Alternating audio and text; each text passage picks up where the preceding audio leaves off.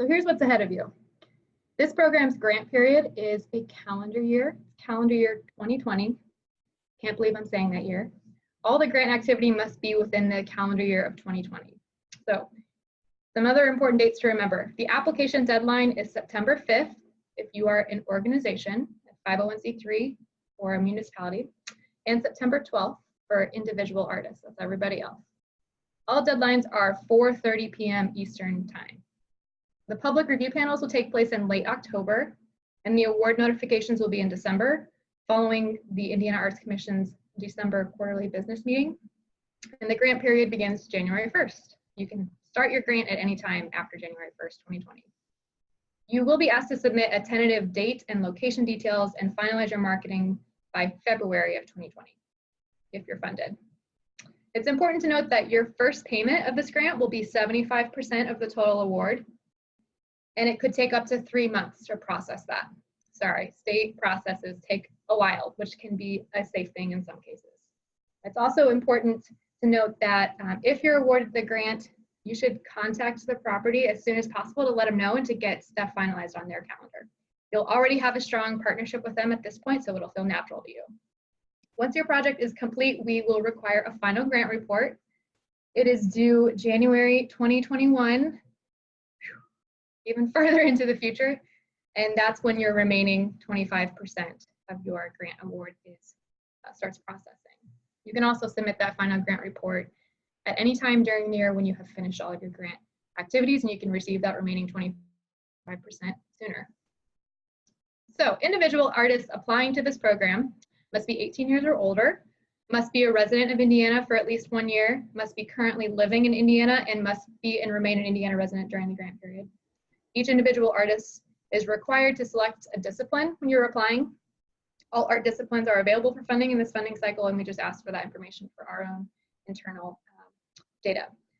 Only 1 application is allowed per individual artist for this program per year, and special funding, as special funding opportunities arise, you might deviate from that rule on a case-by-case basis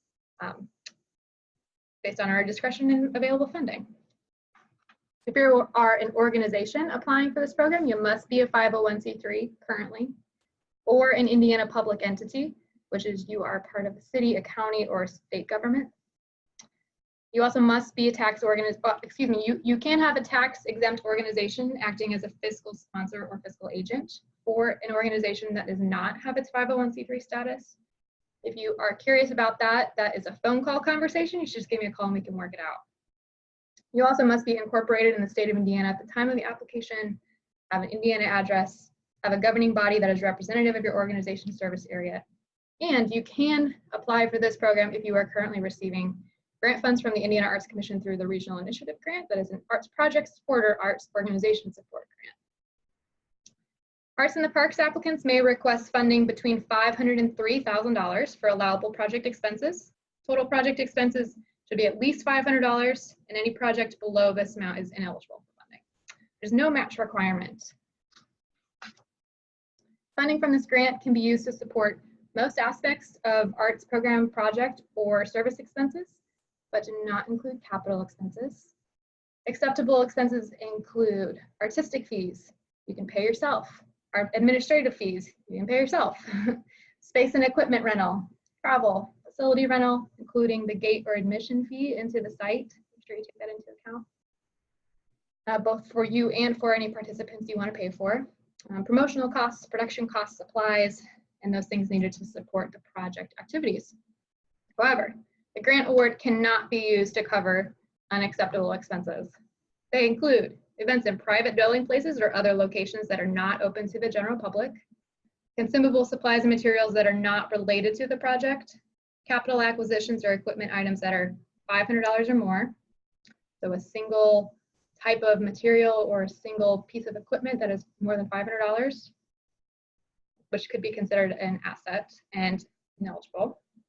Capital expenditures, travel outside the United States, projects or expenses that take place outside of the state of Indiana, project expenses outside the grant period, so it has to happen between January 1st and December 31st, 2020, and activities that are solely for the purpose of fundraising, private functions, religious services, lobbying activities, or any non-public activity. I think that's all the boring stuff for now, but that is all important. So let's talk about your project.